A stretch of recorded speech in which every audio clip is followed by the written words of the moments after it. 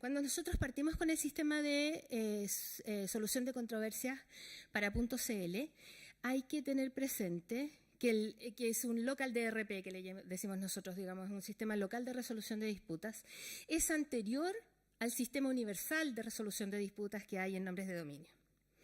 Nosotros partimos el año 97 con este sistema y recién el año 2000 el sistema ICANN, digamos, que es el sistema mundial, partió con la UDRP, que es la Uniform Dispute Resolution Policy, que se aplica a nombres de dominio genéricos. Y que, adicionalmente, los CCTLDs, como nosotros, digamos los country codes, los registros, pueden voluntariamente optar por un sistema UDRP o tener el propio. Bueno, nosotros decidimos conservar el nuestro. Eso es importante porque cuando, por lo menos yo llegué al NIC el año 99, había cierta inquietud respecto de cómo se producían los equilibrios en términos de la defensa de las personas de sus intereses por nombres de dominio. Vamos a hablar de intereses, derechos, en fin, hay distintas asociaciones respecto de por qué una persona, por ejemplo, tiene interés en un nombre de dominio o cómo él decide el valor de un nombre de dominio. Entonces, a propósito de eso que lo veníamos pensando muchas veces, hubo diferentes medidas en la historia de .cl que tendieron a facilitar el acceso de los nombres de dominio a las personas, naturales o jurídicas, pero a su vez también cómo generarles mejor acceso a su defensa. Entonces, originalmente, por ejemplo, en la norma del año 97, la Cámara de Comercio de Santiago era la que proveía los servicios de arbitraje para resolver las controversias por nombres de dominio. En esa época, por cierto, contratar a la Cámara de Comercio resultaba infinitamente caro versus el nombre de dominio, que en ese entonces costaba como, no sé, 2 UF, por decirles algo. Entonces, de alguna manera, esa fue una de las razones por las cuales se decidió por una fórmula más simplificada, local, y siempre teniendo en cuenta el tema del costo. Bueno, siguió el sistema de arbitraje, ¿no es cierto? Y antes, en su rudimento, demandante y demandado contribuían a los honorarios arbitrales. Después nos dimos cuenta que URP, por ejemplo, solo el demandante era el que sustanciaba los honorarios arbitrales.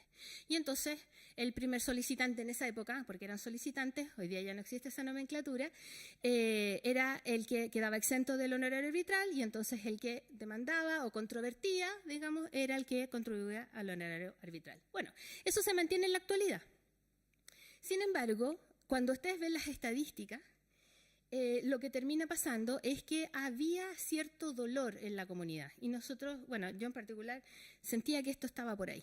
O sea, había algo que me inquietaba. En el sistema jurídico tradicional, ustedes conocen lo que se llama el privilegio de pobreza. Bueno, la mayoría de los abogados saben de lo que estaba hablando, pero fundamentalmente el privilegio de pobreza lo que hace es tratar de equilibrar las posiciones en un juicio para quien no tiene recursos de poder subvencionar, digamos, pagar un abogado. En el sistema normal, además el beneficio de pobreza está asociado a que la defensa jurídica la hacen las corporaciones de asistencia judicial o las clínicas jurídicas de las escuelas de derecho del país. Pensando en esto es que surge este proyecto. Entonces ahora les voy a contar lo que era una inquietud, cómo terminó siendo una idea que a mi juicio ha dado súper buen resultado y creo que puede tener una muy buena extensión en el futuro. Bueno, .cl es un TLD, eso ya lo saben, está en la Universidad de Chile y tiene un sistema local de resolución de disputas, ¿no es cierto?, que es propio de Chile. El LDRP es un sistema de arbitraje, cosa que es muy particular porque tiene fuerza como si ustedes estuvieran en un tribunal de justicia común y corriente. Tiene el mismo imperio, tiene las mismas cualidades y también está sujeto a ciertos recursos jurisdiccionales. Entonces, al ser una sentencia, tiene el imperio incluso de poder ejecutarse por la fuerza. El registro.cl es un contrato de servicios que obliga al titular a resolver los conflictos de entrada por este sistema local de resolución de disputas. Entonces, el sistema de arbitraje en línea trajo una nueva característica a este sistema, que es que las controversias se generan por medio de una acción de revocación, que fue la modificación, pero además no requiere presencialidad. No necesita una primera audiencia, las partes no tienen que estar una frente a otra, por lo tanto, el conflicto se desagrega, como digo yo. Pueden estar en distintas partes del mundo, pueden estar en distintas partes del país y esto se lleva a cabo igual. El sistema de arbitraje en línea, tal como lo dijo Luis Arancibia antes que yo, está vigente desde el 1 de noviembre del 2013. El sistema usa un sistema de user y password para poder loguearse en el sistema una vez que se ha trabado la controversia. Y de esa manera tienen acceso a un expediente electrónico. Hay un juez árbitro en lo que nosotros podríamos decir un despacho del juez árbitro, en el fondo un despacho electrónico. Tiene un escritorio arbitral donde administra todos los expedientes y ve en qué estado de evolución están y hace sus resoluciones, etcétera. Puede ver todos los escritos y las presentaciones de las partes y de esa manera entonces administra los expedientes. Los honorarios arbitrales los paga el revocante y la tarifa es plana de $1.000 por nombre de dominio, sin perjuicio de que puede haber alguna economía procesal de por medio, y es en lo que se estila en el sistema universal. La OMPI, por ejemplo, que es el mayor proveedor de servicios de solución de controversias para nombres genéricos, tiene el mismo costo. Entonces, nosotros tenemos un sistema de conflictos que tiene sus estadísticas públicas y tiene las sentencias arbitrales también públicas. Y las estadísticas las tenemos, digamos, mencionadas por árbitro, por quién ganó el juicio, en fin. Y además, cómo se van asignando en términos de rol de revocante o titular los nombres de dominio, las sentencias, digamos, cómo los van asignando. Ahora, el resultado interesante es este. De los conflictos online que tenemos, cuando la controversia se traba cuando hay una revocación. La revocación requiere el pago de la tarifa del dominio para trabarse. Pero existe una segunda etapa, digamos, donde el revocante debe a su vez pagar lo que se llama el honorario arbitral, anticipadamente, para que el juicio finalmente lo tome el árbitro. Entonces nos encontramos en el escenario de que hay revocantes que no pagan en un 44%, hay un revocante que gana con sentencia de un 37,18% y hay un titular que gana con sentencia de un 18,83%. Entonces, parte de nuestra hipótesis de que los titulares ganen menos, por así decirlo, no estén tan en equilibrio con los revocantes, puede tener que ver con el acceso a la defensa jurídica. Esa es nuestra hipótesis. Entonces, para eso pensamos en algún remedio que pudiera emparejar la cancha. Entonces, partimos con un plan piloto con clínicas jurídicas. Entonces nosotros dijimos, ¿cómo de alguna manera este beneficio de pobreza que existe, digamos, para los juicios comunes y corrientes, pudiera trasladarse de alguna manera para que los titulares pudieran tener acceso a una asesoría jurídica gratuita? Entonces, bueno, ¿cuál era la idea? Reducir la sensación de indefensión de los titulares de .cl, personas naturales. Ese es el target. No son empresas, son personas naturales. Y son titulares de nombres, no son revocantes. Entonces son titulares de buena fe. Y entonces, ¿cómo les dábamos asesoría jurídica gratuita? Entonces se nos ocurrió contactar a las clínicas jurídicas de varias universidades y contarles esta historia. Y decirles, mire, aquí hay un win-win. Usted, por una parte, va a tener alumnos que se van a interesar en un sistema absolutamente novedoso en la comunidad jurídica que tiene que ver con un sistema de arbitraje en línea. Y por otro lado, nosotros sentimos que ahí el beneficio social o el trabajo social que hace la clínica también se cumple en la medida que usted va a atender a personas que necesitan ayuda pero que no tienen recursos. Perfecto. Generamos el interés académico, ¿no es cierto? Y el plan piloto fue invitar a 5 universidades de las más tradicionales y de las menos tradicionales. Entonces, lo bueno fue que las no tradicionales estuvieron disponibles para arriesgarse con nosotros. Entonces, bueno, después Humberto y Ani les van a contar cuál es la experiencia que ellos tienen. Así que yo les doy las gracias porque la verdad es que cuando uno piensa en estas ideas que son un poco locas, no siempre a uno le entienden. Entonces, súper bueno. Entonces, ¿cuál fue la forma en que implementamos esto para ir probando? Generamos invitaciones aleatorias a los titulares que tenían un conflicto. Le dijimos, mire señor, usted está en un conflicto por nombres de dominio, ¿le gustaría tener asesoría jurídica gratuita? Si le interesa, contéstenos y nosotros los ponemos en contacto con una clínica. Ahora, el proyecto tiene una cuestión súper importante. La clínica jurídica tiene una forma de trabajar que es propio de ellos, porque tiene un fin académico, porque está inserto en una universidad, etcétera, tiene sus propias normas. Entonces, usted tiene que someterse a las normas de ellos. Lo que nosotros hacemos es, de alguna manera, guiarlo, una vez que lo aprendan ya no va a ser necesario probablemente, pero guiarlos a este espacio donde usted puede recibir ayuda.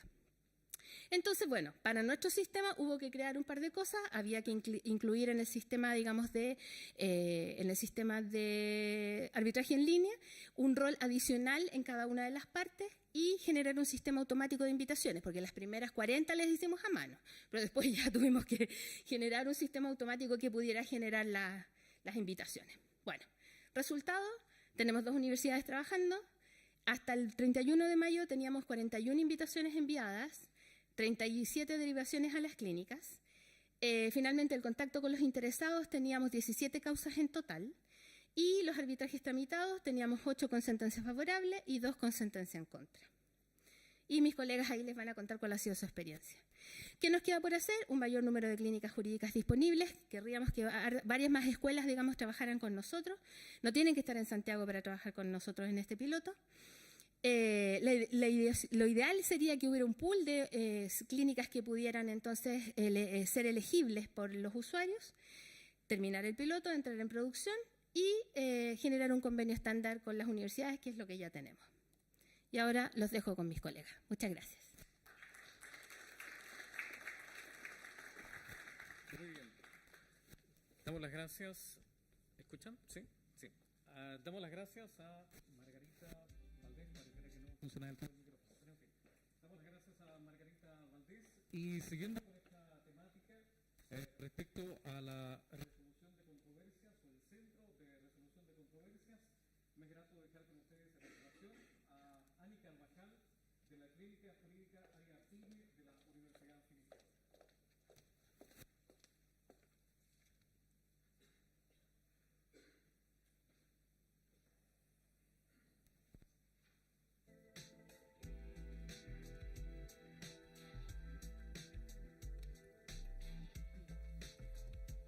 Buenas tardes. Para contextualizar un poco nuestra participación en el proyecto que ha significado NIC, quiero explicarles también, es preciso explicarles cómo funciona nuestra clínica y desde cuándo inició el área PYME. Desde el año 2012 comenzó un proyecto muy novedoso para algunos, pero yo considero, como dijo Margarita hace un rato, que no inventamos la rueda, porque los emprendedores han existido desde hace mucho, mucho tiempo, pero una asesoría legal desde el punto de vista o teniendo en cuenta los objetivos que significa emparejar la cancha y disminuir la asimetría en un mercado como el nuestro era tremendamente necesario. Para ellos buscamos suscribir convenios de capacitación, de asignación de patrocinados con distintas instituciones. Comenzamos con el desafío Levantemos Chile, que fue el primero en el fondo que también creyó en nosotros. Seguimos con Acción Emprendedora, que es una ONG. Continuamos con un acuerdo de buenas intenciones con la Asociación de Emprendedores de Chile, a través de la unidad que es el DEFEM, que es la Defensa del Emprendedor, para finalmente suscribir un convenio definitivo el año 2016. Continuamos con TecnoServe y también con la Superintendencia de Insolvencia y Reemprendimiento, también en el área de capacitación y para nuestros alumnos de pasantía, para nuestros alumnos de pre y posgrado, y también para derivaciones en el área de empresa, de la empresa deudora. Y finalmente logramos suscribir un convenio con el Servicio de Impuestos Internos. Para mí es súper importante dejar claro que los objetivos de nuestra clínica es finalmente disminuir las asimetrías que existen en el mercado para las pymes. Con ello, nuestro esfuerzo constante es participar y ayudarlos en todo el camino que ellos inician, del momento que se formalizan, hasta que ellos logran estabilizarse. Dentro de todo este proceso tenemos en cuenta las acciones para la docencia y el servicio que realiza nuestra clínica, las cuales están enfocadas a capacitaciones para nuestros usuarios y para los alumnos de la clínica. Estas capacitaciones están dadas ya sea por los profesores de la misma facultad o por agentes externos que son parte de nuestros aliados estratégicos, como la Superintendencia de Insolvencia y Reemprendimiento, el Servicio de Impuestos Internos, etc. Dentro de los temas variados que se ven están las distintas estructuras societarias, es enseñarle a las personas que se están recién formalizando cuál es la estructura que aplica o se adecua mejor a su negocio. El tema de los procedimientos concursales, que es una ley que personalmente considero que falta un poco más de información y llega al público al que va dirigido. Temas marcarios como INAPI, NIC. Y finalmente un tema que es muy discutido, que es las pymes como consumidores. Este semestre se inició un proyecto muy interesante para nosotros, que es un trabajo interescuelas, que ello vino a potenciar ya el objetivo que teníamos como clínica y el trabajo que llevábamos haciendo hace un tiempo, y también nos dio la posibilidad de querer u optar a otro objetivo, que es el reemprendimiento. Y con ello generamos un trabajo interescuela con las escuelas de auditoría, de control de gestión e ingeniería comercial, generando grupos multidisciplinarios con los cuales los alumnos y los profesores de las distintas áreas puedan trabajar con nuestros distintos emprendedores o empresarios, ya sea que se estén formalizando y tomarlos desde el inicio y trabajando en sus proyectos de negocio, en temas de publicitario, el tema legal. Es un trabajo integral que se está haciendo, o los que llegan ya formalizados y necesitan otro tipo de trabajo y que también se lleva de una manera multidisciplinaria. Los resultados hasta ahora han sido muy buenos, principalmente, y considerando que nos llegan derivaciones de la Superintendencia de Insolvencia y Reemprendimiento, y que nuestras derivaciones son casos bastante dramáticos en muchos aspectos. Entonces los resultados han sido bastante positivos y han generado también en los alumnos un impacto muy bueno, y también en nuestros patrocinados. Dentro de las áreas que nosotros vemos, tendemos siempre dentro de la asesoría, existen dos áreas, que es la preventiva y la correctiva. Principalmente nosotros tratamos o tendemos a trabajar en el área preventiva. ¿Y qué es el área preventiva? Evitar la judicialización. Y con ello tratar de conseguir llegar a acuerdos, negociar, y que sea como la última instancia judicializar cualquier tipo de situación en conflicto. En un principio, lamentablemente, esa área, que era la que queríamos priorizar, no fue muy desarrollada, porque nuestros usuarios generalmente llegaban una vez que ya el conflicto se había iniciado y no había más que hacer, sino que había que prestar una defensa judicial. Pero por suerte, en este último tiempo, estos 2 últimos años, el área preventiva ha logrado tener un desarrollo mucho más importante. Creo que ha habido un cambio cultural dentro de los mismos empresarios, que han entendido que el área legal no es solo algo que uno utiliza o llama al abogado cuando está en una situación que o lo demandaron o tiene un problema de esa envergadura, sino que es parte de, como diría yo, es la cuarta pata de la mesa, y que es tremendamente necesario, tanto para la Constitución, para la revisión de contratos, para los seguimientos, etcétera. Bueno, y el área correctiva, que ya les hablé, que eso ha disminuido bastante, por suerte. Y en los distintos ámbitos que nosotros hemos visto es formalización, que es la mayor cantidad de casos que nos llegan, modificación de sociedades, revisión de contratos, los temas marcarios, y básicamente es eso. Y ahora, pasando a nuestra estadística respecto de nuestra participación en este proyecto de NIC, que para nosotros fue muy interesante y en verdad muy agradecidos por la invitación. Finalmente, nosotros de un número de consultas que son entre 90 y 100, desde el comienzo, que fue dentro del segundo semestre, casi al final del segundo semestre del año pasado, nosotros tenemos vigente actualmente 32 causas, 26, tenemos 5 asignación de fondos, 11 acuerdo de partes, que esto es lo último que nos ha aparecido, son 2, que generalmente se realizan antes de la consignación de los fondos. En la actividad de patrocinado fue 1, sentencias desfavorables 1, sentencias favorables 10, y el desistimiento patrocinado fueron 4. Dentro de las personas que nos consultan, tenemos que de la totalidad de los casos que nosotros hemos visto, son 53 personas naturales que inscribieron o son titulares del dominio, y 2 solamente fueron personas jurídicas. Y estas son estadísticas que igual creo que llaman un poco la atención porque generalmente son las personas naturales que son parte de una empresa las que son las que inscriben los dominios. No son las empresas en sí que son los titulares del dominio. Y revocante, sí tenemos un caso de un revocante que nos llegó y de los 8 tenemos 54 casos de que son titulares del dominio. También la experiencia de ser la otra parte, la parte revocante, también fue muy buena, también fue bien estudiada en la clínica, fue analizada la pertinencia de ello.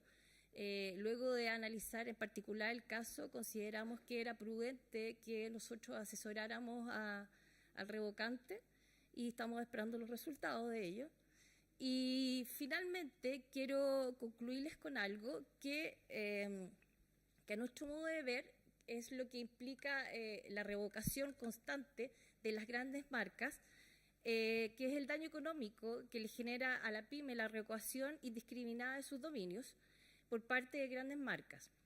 También nosotros creemos que la necesidad de reconocer que el criterio marcario no puede ser el único que defina, porque esto sería injusto económicamente y asimétrico.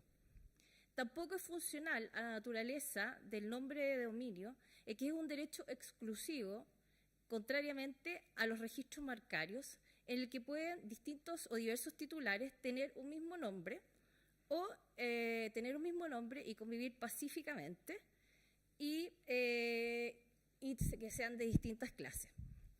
Y con ello termino mi breve presentación y le doy las gracias por su atención.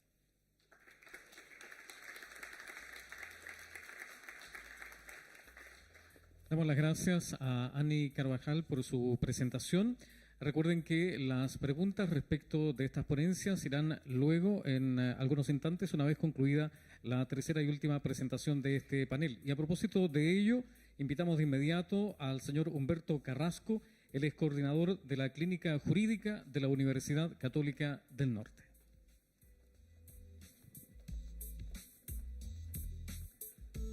Aló. Buenas tardes. Sí, la verdad es que para mí es un placer estar acá. Agradezco la invitación.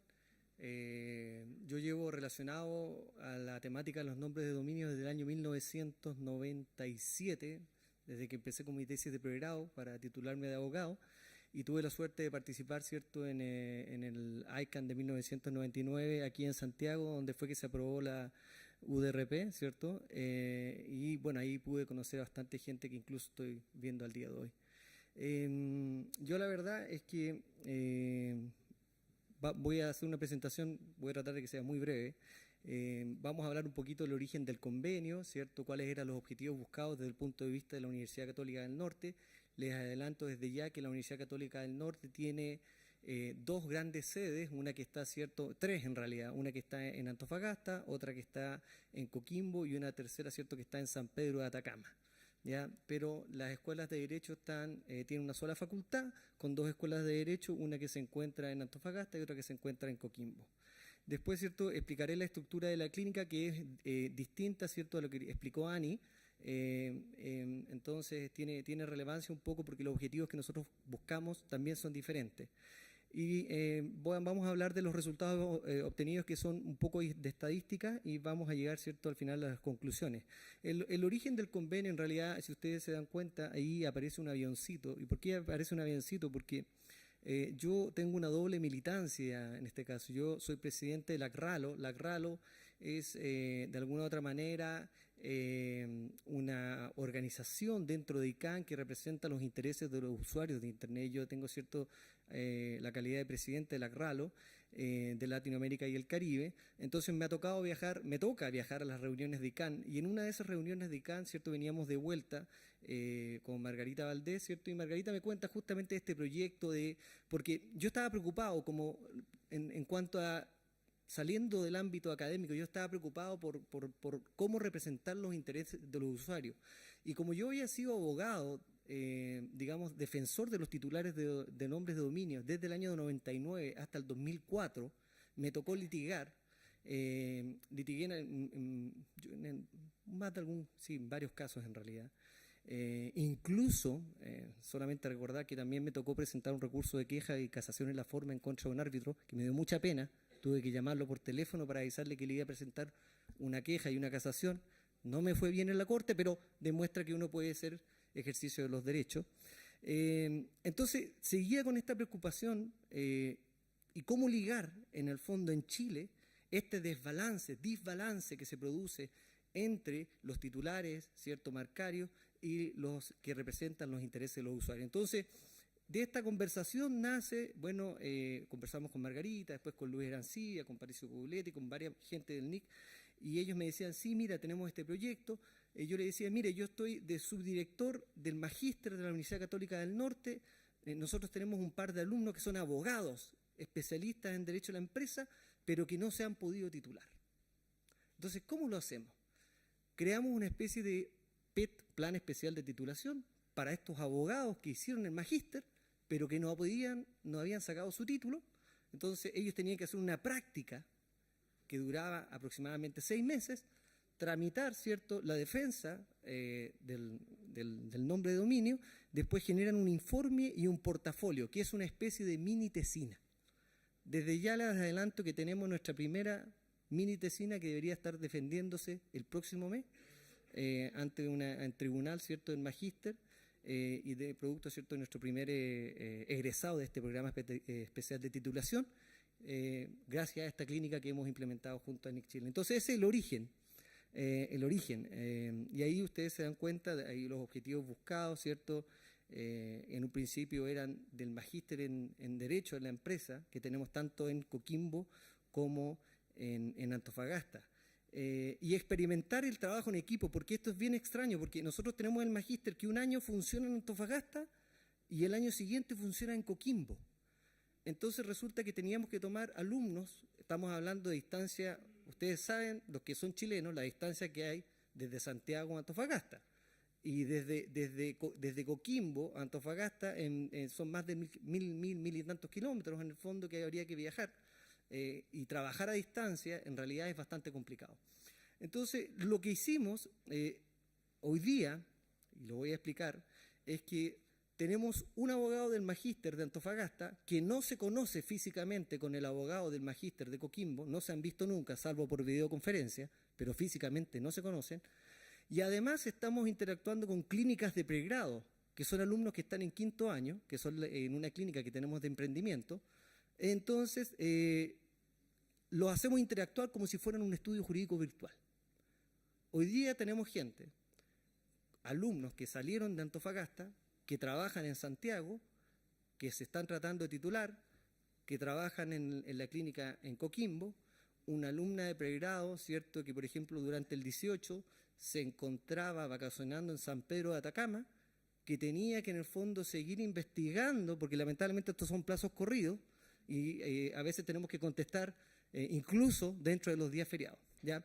Y el gran objetivo final de la Universidad Católica del Norte, ya para cumplir con la reglamentación interna, es contribuir a crear una dogmática jurídica, a la ciencia del derecho. Y como yo les dije, vamos a sacar nuestra primera tesina, que es un portafolio, en relación a este tema, que es a cargo, fíjese que el primer practicante que tuvimos se llama Enrique Labarca, ex fiscal regional de la región de Coquimbo, que terminó el año antepasado, ¿cierto?, función, es el primer alumno, ¿cierto?, egresado de este programa especial de titulación. Entonces, acá, si ustedes, la estructura es muy simple, el coordinador, que hoy día lo asumo yo, viene el abogado del magíster, está el estudiante del pregrado, y cada uno se ha ido especializando. El estudiante de pregrado, ¿qué es lo que hace? Y voy a ser bien honesto con ustedes. El estudiante de pregrado estudia al árbitro.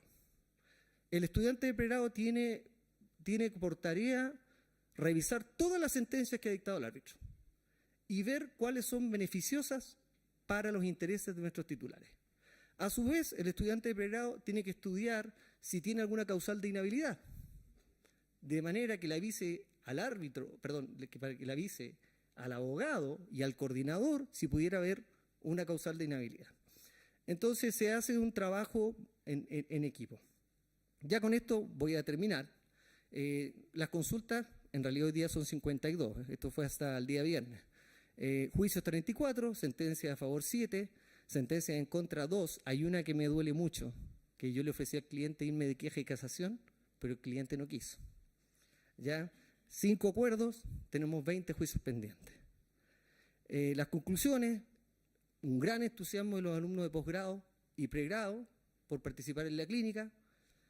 Prácticamente todos los defendidos son solicitantes de buena fe, salvo uno, que era un ciberocupador, que yo le pedí que me llamara por teléfono para explicarle que no lo iba a poder tomar, porque nosotros no tomamos esos casos.